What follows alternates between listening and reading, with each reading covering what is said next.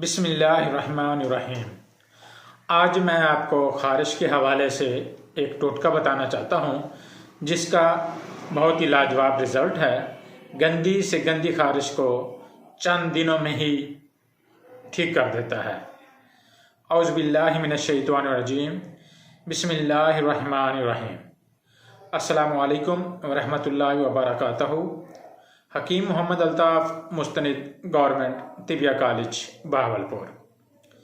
आज का जो मेरा मौजू है वो है ख़ारिश और एलर्जी के हवाले से, क्योंकि ये जो बीमारी है बहुत ही अज़ियतनाक बीमारी है कि इंसान किसी महफिल का हो के नहीं रहता। हर वक्त वो अपने हाथों से ख़ारिश करता रहता है। इंशाल्लाह जो चीज़ मैं आपको बताना चाहता हूँ, इस चीज़ के इस्तेमाल से चंद दिनों में ही आपकी जो ख़ारिश है और ये जो एलर्जी की शिकायत है वो इंशाल्लाह ठीक हो जाएगी।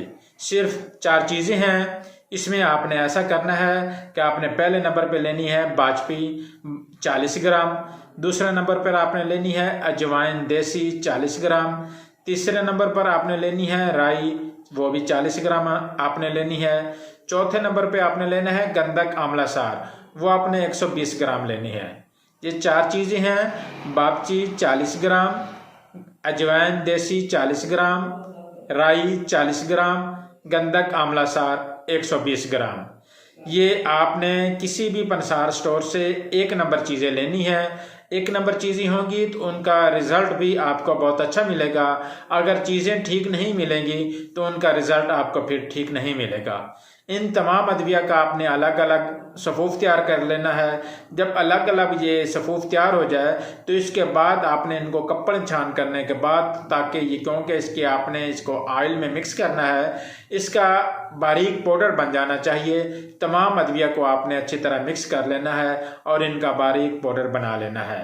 इसका जो तरीका इस्तेमाल है वो ये है कि आपने 50 ग्राम सरसों का ऑयल लेना है। 50 ग्राम सरसों के ऑयल में ये जो आपने दवाई जो आपने ये पाउडर तैयार किया है, इस पाउडर का उसमें आपने 15 ग्राम सरसों के तेल में डालना है। 15 से 20 ग्राम तक आप डाल सकते हैं।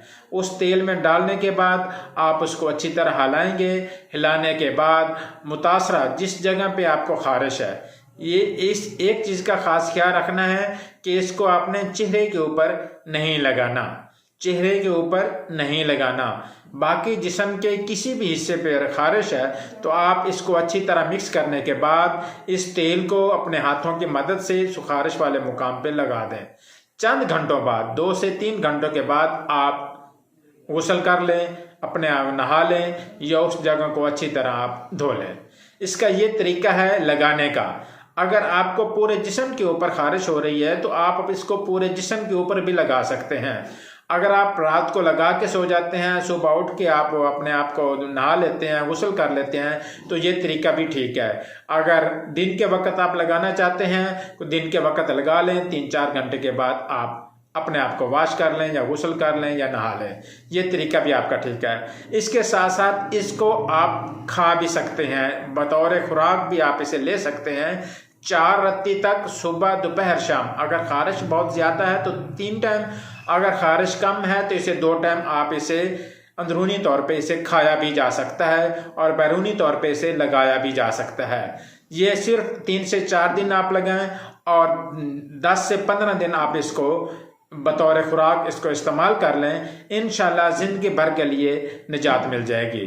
एक चीज़ का आप ख़ास ख्याल रखें कि ख़ारिश आप किसी भी मुआलिज से इसका आप पहले मशवरा कर लें कि ये चीज़ मैंने बना के इस्तेमाल करने लगा हूँ, मेरे मिजाज के हिसाब से ठीक है या नहीं ठीक, क्योंकि हर इंसान का मिजाज अलग है, उस मिजाज की मेडिसिन अलग होती है। और ये गंदी से गंदी ख़ारिश के लिए बहुत ही इसका लाजवाब रिज़ल्ट है। मुआलिज की हदायत के मुताबिक इसको इस्तेमाल करें और फ़ायदा उठाएं। अल्लाह हाफिज़।